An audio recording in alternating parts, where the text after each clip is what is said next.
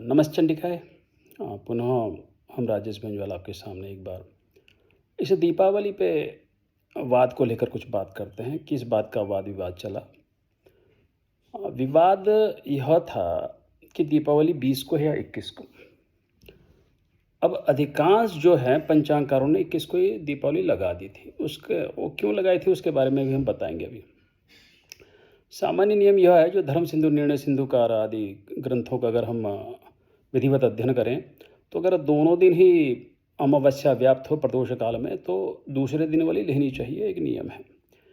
और यह है कि अगर दूसरे दिन व्याप्त हो, पहले दिन ना हो तो भी दूसरे दिन ली जाती है। अगर दोनों दिन व्याप्त हो तो भी दूसरे दिन ली जाती है। अब दोनों दिन व्याप्त होने पर दूसरे दिन क्यों ली जाती है? क्योंकि वह जो है उदयकालिक भी होती है, तो उदया भी हो जाती है, प्रदोष में भी व्याप्त होती है, तो श्रेष्ठ मानी जाती है ना। पहले दिन ही व्याप्त हो तो केवल पहले दिन ही ली जाती है, तो ये सामान्य नियम है। तो इस बार दोनों दिन व्याप्त थी तो सामान्य नियम ले लिया गया कि अगले दिन 21 तारीख वाली ही ली जाए। लेकिन यह ध्यान में नहीं रखा गया कि वो एक दंड व्याप्त होनी बड़ी आवश्यक है। दंडेक रजनी योगे दर्शस्यातु परेहन्नी तदा विहाय पूर्वेद्यु परेहन्नी सुखरात्रि के स्कंद पुराण के कार्तिक महात्म्य में यह कहा गया। तिथि तत्वों में भी यह उद्धृत किया गया। तो इससे ज्ञात होता है कि एक दंड कम से कम 24 मिनट रजनी संज्ञक काल में यह होनी चाहिए। और जो रजनी संज्ञक काल जो परिभाषा जो प्राप्त हुई है शास्त्रों के द्वारा, वह यह है कि सूर्यास्त और सूर्योदय के 4 घटी छोड़ करके, सूर्यास्त के 4 घटी बाद, तो 4 घटी कितना हो गया? करीब करीब 96 मिनट हो गया। तो 96 मिनट के बाद 24 मिनट और जहाँ व्याप्त हो तो लेनी चाहिए। तो ऐसा तो 21 को कहीं हो ही नहीं रहा था।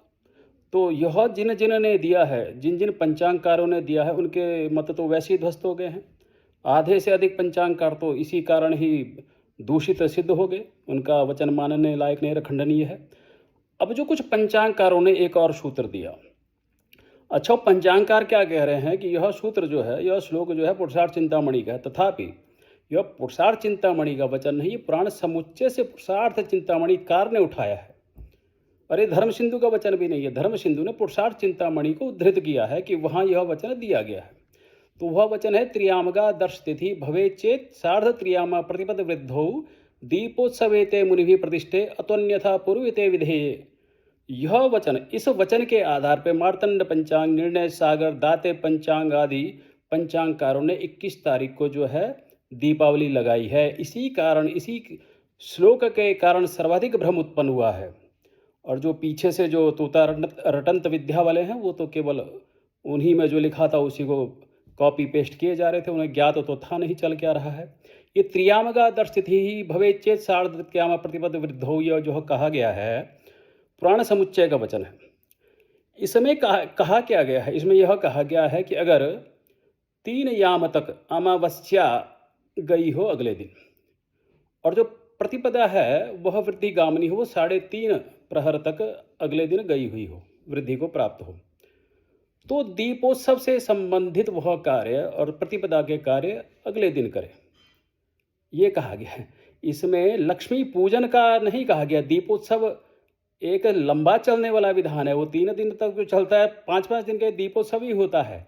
उसमें किन किन कर्मों को अगले दिन करने के लिए कहा गया है वह इन पंचांगकारों ने नहीं बताया, और इन्होंने लक्ष्मी पूजन को अगले दिन के लिए कह दिया, जिसके लिए कि सर्वश्रेष्ठ तिथि जो है वो प्रदोष व्याप्त, प्रदोष में एक दंड कम से कम रजनी में व्याप्त जो हो वही श्रेष्ठ कही गई है। उसकी व्याप्ति ही सर्वश्रेष्ठ समय है दीपोत्सव के लिए। जो अन्य थे, अभ्यंग आदि जो थे, अभ्यंग आदि और जो उल्का आदि जो कर्म अन्य होते हैं और पार्वण श्राद्ध आदि, वो जो दीपोत्सव के कर्म हैं वो अगले दिन करने थे। लेकिन इन्होंने गलत लिख दिया, उसके बाद ये मानने को तैयार नहीं हुए। और जब हमने इनको शास्त्रार्थ की चुनौती दी तो कोई भी सामने नहीं आया, सबने मौन रख लिया। तो केवल अपने पोस्ट, अपने जो फेसबुक, सोशल मीडिया माध्यम से केवल अपने बात को रटे जा रहे हैं, दोबारा दोबारा उसी को दोहराए जा रहे हैं। कोई भी जो हमने खंडन आदि किया उसका कोई उत्तर नहीं दे रहा है। ऐसे करके अपना पक्ष सिद्ध नहीं होता है। अगर तुम्हें यह लगता है कि त्रियामगा दर्शिति भवे चेत वाला सूत्र जो है दीपावली के लक्ष्मी पूजन के निर्धारण का सूत्र है, उसमें यह श्लोक लगेगा, तो आकर के शास्त्रार्थ क्यों नहीं कर रहे हैं? निर्णय सिंधु को देखा, बोल तो रहे हो निर्णय सिंधु, पढ़ी भी है निर्णय सिंधु, जाके देखो। दीपावली निर्धारण के लिए लगाया ही कहाँ है उसने? निर्णय सिंधुकार ने इसको प्रतिपदा तिथि के निर्धारण में सूत्र लगाया हुआ है ना? जाके देखो तो सही एक बार निर्णय सिंधु में लिखा क्या है। केवल निर्णय सिंधु करके क्या होगा? हमने नहीं पढ़ी है क्या? हम बिना पढ़े ही तुम लोगों का खंडन कर रहे हैं क्या? और तुम्हारा पक्ष इतना ही मजबूत है, इतना ही तुम सही हो, तो हमारी खंडन पुस्तिका का उत्तर क्यों नहीं दे रहे हो? वहां शांत क्यों बैठे हुए हो?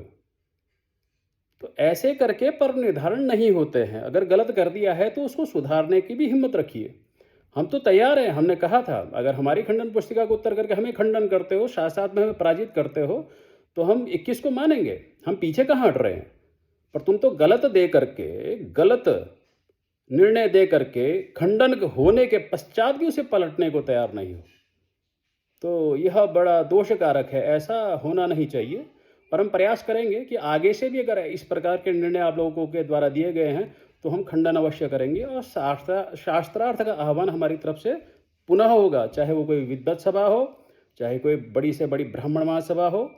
हम शास्त्रार्थ से पीछे नहीं हटते हैं। जहाँ पे हमें लगेगा कि हम शास्त्र के पक्ष में, शास्त्र बल हमारे पास है, तो वहाँ हम खड़े हो जाएंगे। नमस्ते चंडिका।